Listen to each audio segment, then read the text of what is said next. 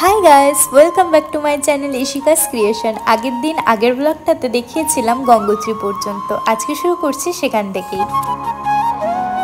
আমরা এখন যাব গঙ্গোত্রী থেকে গৌরীকুণ্ডের উদ্দেশ্যে। কালকে আমাদের গৌরীকুণ্ড থেকে কেদারনাথের উদ্দেশ্যে আমরা রওনা দেব। কেদারনাথের যাত্রা আমাদের শুরু হবে।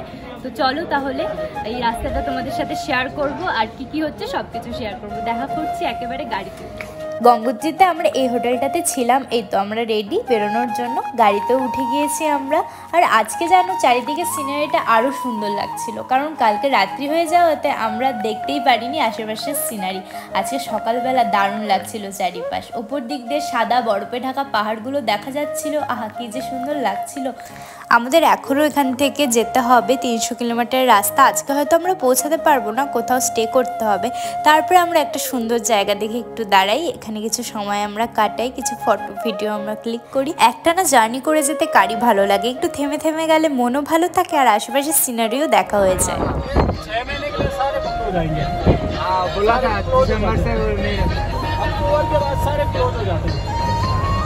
দাঁড়িয়ে গেছি কারণ হঠাৎ করে মাঝ রাস্তায় বরফ দেখতে পেয়ে গেছি একটুখানি।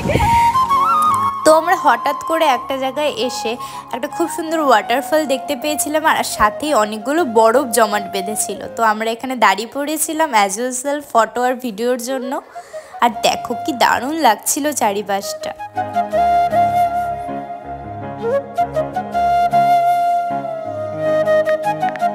সত্যি সত্যি এগুলো বরফ কিনা আমি আবার ট্রাই করছিলাম ধরে। যাই হোক, তারপরে অনেক সময় কাটানোর পর আমরা আবার পথ চলতে শুরু করি। আর এই রাস্তাটা কি দারুণ লাগছিল না দেখতে।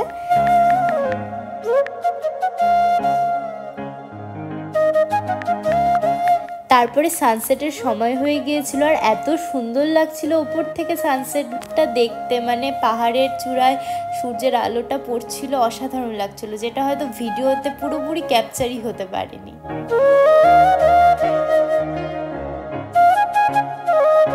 প্রায় 7 থেকে 8 ঘন্টা জার্নি করে আসার পর আমাদের কারোরই আজকে আর শরীর পারমিট করছিল না, জন্য আমরা মাঝ রাস্তায় এসে এই হোটেলটাতে স্টে করেছিলাম। জায়গাটার নাম ঠিক আমি জানি না, কিন্তু হোটেলটার নাম ছিল রাওয়াত হোটেল, আই গেস। হ্যাঁ, রাওয়াত হোটেলই ছিল নাম।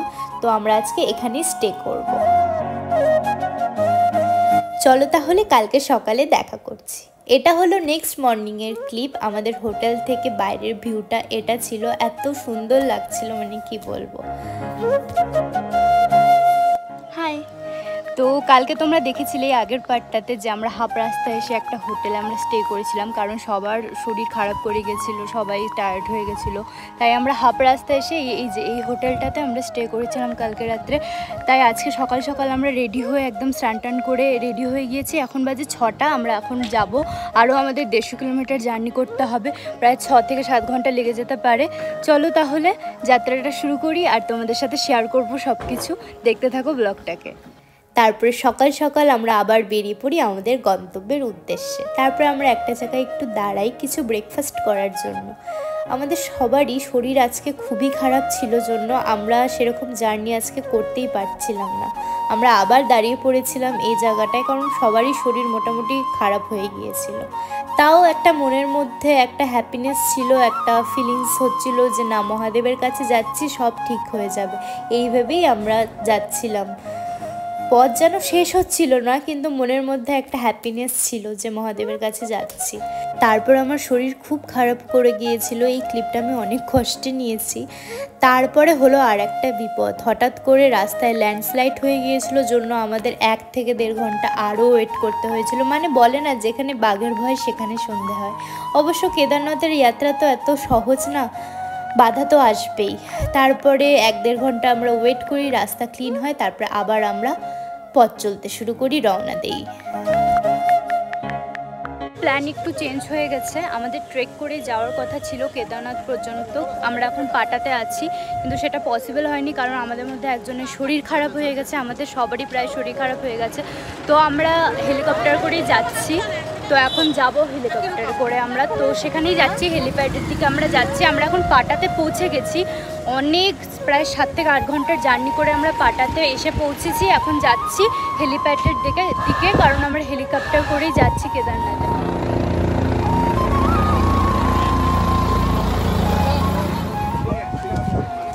আমরা এখন যাচ্ছি হেলিপ্যাডের দিকে। তো সবাই সবার লাগেজ নিয়ে নিয়েছি, একটা 2 কেজির বেশি নিয়ে যেতে দেবে না আমাদেরকে, তাই আমরা সবাই পিট ব্যাগ একটা একটা করে নিয়ে নিয়েছি। কারণ আমরা কালকে সকালে দর্শন করব, আজকে হয়তো ওখানেই থাকতে হবে তাঁবুতে, না হলে দেখা যাক কি ব্যবস্থা আছে থাকার। চলো তাহলে যাওয়া যাক। আমরা হেলিকপ্টার করে, আমার তো ইচ্ছে ছিল হেঁটে যাওয়ারই, ট্রেকিং করে যাওয়ারই ইচ্ছে ছিল, কিন্তু সেটা হলো না। সবার সাথে এসেছি, সবার সাথে মানিয়ে তো চলতে হবে। এখন কারো শরীর খারাপ হয়ে গেলে তো তাকে ফেলে রেখে দিয়ে চলে যাওয়া যাবে না, কারণ সেও কষ্ট করে এসেছে এত দূর গঙ্গোত্রী যাত্রা করে, তারপরে সে এসেছে, তাকে তো ছেড়ে আমরা চলে যেতে পারি না। তাই আমরা হেলিকপ্টার করেই যাচ্ছি। এখন প্ল্যানটা একটু চেঞ্জ হয়ে গেল। তারপরে এখানে সব ফর্মালিটিস হচ্ছিল, আর আমরা যাব ওই দিকে, মানে ওই দিকে হলো কেদারনাথ। তারপর আমরা অনেকক্ষণ ওয়েট করি, প্রায় 2 ঘন্টার মতো। আর একটা কাণ্ড হয়েছিল, সেটা বলছি আমি, দাঁড়াও। আমাদের আগেও একটা টিম চলে গিয়েছিল, বাট আমরা যেতে পারিনি। আমরা গুপ্তকাশীর হেলিপ্যাড থেকেই যাচ্ছিলাম। তো আমাদের আবার প্ল্যান চেঞ্জ হয়ে গেল। ভগবান হয়তো চায় আমরা হেঁটেই যাই মহাদেবের কাছে, তাই আমাদের হেলিকপ্টার ক্যান্সেল হয়ে গেল, কারণ ওয়েদার খারাপ হয়ে গেছে প্রচণ্ড। ওইদিকে বৃষ্টি হচ্ছে, কুয়াশা হচ্ছে, তো হেলিকপ্টার যাবে না। আমি এটাই চেয়েছিলাম মনে মনে। এখন দেখা যাক, কালকে সকালে আমরা এখানেই থাকবো। আমরা এখন আছি গুপ্তকাশীতে, এখানেই কোথাও থাকবো, কোনো হোটেল বা কোনো কিছুতে থাকবো। কালকে যদি এখন না পাই তাহলে হেঁটেই যেতে হবে। আমি এটাই চেয়েছিলাম, যাতে আমি হেঁটেই যেতে পারি মহাদেবের কাছে। দেখা যাক কি হয়। তারপরে সারাদিন কিচ্ছু না খেয়ে থাকার জন্য আমরা একটু টিফিন করে নিই, এখানে একটু ম্যাগি আর চাউমিন খেয়ে নিই। তারপরে আমরা চলে যাই আজকে হোটেলের খোঁজে গুপ্তকাশীতে। আমরা এই হোমস্টেটাতে ছিলাম, এটা একদম বাড়ির মতো ছিল। আজকে তাড়াতাড়ি আমরা ঘুমিয়ে পড়েছিলাম। চলো তাহলে দেখা করছি কালকে সকালে। তো আমরা রেডি হয়ে গিয়েছি সকাল সকাল। এখন বাজে 5:30, হ্যাঁ 5:30 বাজে। বড়রা গিয়েছে হেলিকপ্টারের দেখতে, যদি পাওয়া যায়। হোপফুলি যাতে আমরা পেয়ে যাই হেলিকপ্টারটা, না হলে হেঁটেই যাব। এখন গিয়েছে, দেখা যাক পাওয়া যায় কি না। যদি আপেরটা পাওয়া যায় তাহলে আমরা হেঁটে নামবো, আর যদি নামারটা পাওয়া যায়, কোনো একটা কিছু যদি পাওয়া যায়, সেটারই খোঁজে গেছে। এখন দেখা যাক মহাদেব কি চায়, না হলে হেঁটেই যেতে হবে। যেভাবেই হোক মহাদেবের কাছে তো ঠিক পৌঁছবো। তো তারপরে আমরা আবার গুপ্তকাশীর এই হেলিপ্যাডে চলে আসি, কিন্তু এসে আমাদের আবার মনটা খারাপ হয়ে গিয়েছিলো, কারণ আবার বৃষ্টি শুরু হয়ে গিয়েছিলো খুব জোরে। আর বৃষ্টি না কমলে হেলিকপ্টার তো চলবে না। তো আমরা ভাবছিলাম আবার না ক্যান্সেল হয়ে যায়। তারপরে ফাইনালি ওয়েদার একটু ভালো হয়েছিল, হেলিকপ্টার চলছিল, মনে আবার একটু আশা জেগেছিল, না আজকে পারবোই যেতে। তো একটা খুব মিক্সড ফিলিংস আসছিল আমাদের মধ্যে, একটা এক্সাইটমেন্ট ফিল হচ্ছিল, আর ধৈর্যই হচ্ছিল না আমাদের কখন আসবে আমাদের টিপ আর কখন আমরা পৌঁছবো। তো ফাইনালি সময় চলে আসে, আমাদের বোর্ডিং পাস আমাদের দিয়ে দেয়। এখন আমরা যাচ্ছি ওপরে হেলিপ্যাডের দিকে। ওপরে ভিডিও করা একদম অ্যালাউ ছিল না, তাই আমি ভেতরে আর ভিডিও করতে পারিনি। এখন যাব হেলিকপ্টারে, 10-15 মিনিট লাগবে, একেবারে কেদারনাথে গিয়ে দেখা করছি।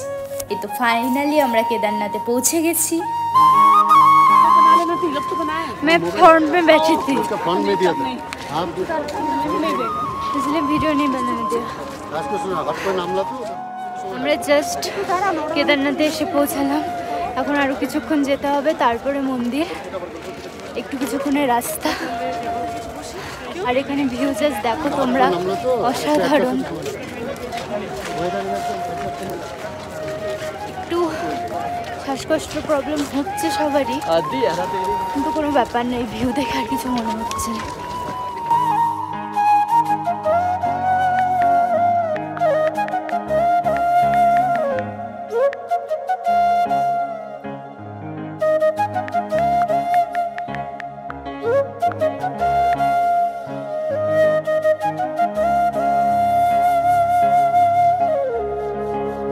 জাস্ট ভিউ দেখে আমরা জাস্ট পাগল হয়ে গেছি, এত সুন্দর ভিউ।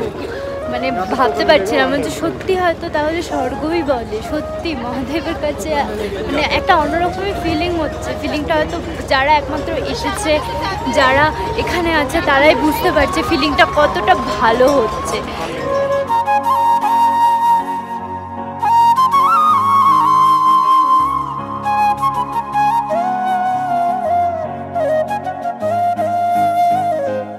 তারপরে আমরা মন্দিরের দিকে যাচ্ছিলাম আর একদম সিনেমার মতো লাগছিল চারিদিক। কেদারনাথ মুভিতে যেমন যেমন দেখিয়েছিল সিনারি একদম সব যেন চোখের সামনে ভাসছিল, সব কিছু রিয়েল মনে হচ্ছিল, অসাধারণ ভিউ ছিল।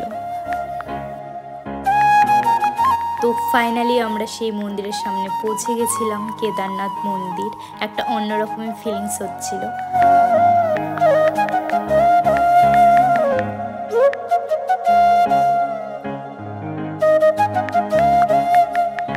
তো আমরা এখন মন্দিরের ভেতরে ঢুকবো, লাইনে আছি আমরা, এখন দর্শন করব বাবাকে। সেখানে ভিডিও অ্যালাউ নেই, তাই আমি ভিডিও করতে পারিনি। বেরিয়ে গেছি দর্শন করে, খুব ভালো মতো দর্শন হয়েছে।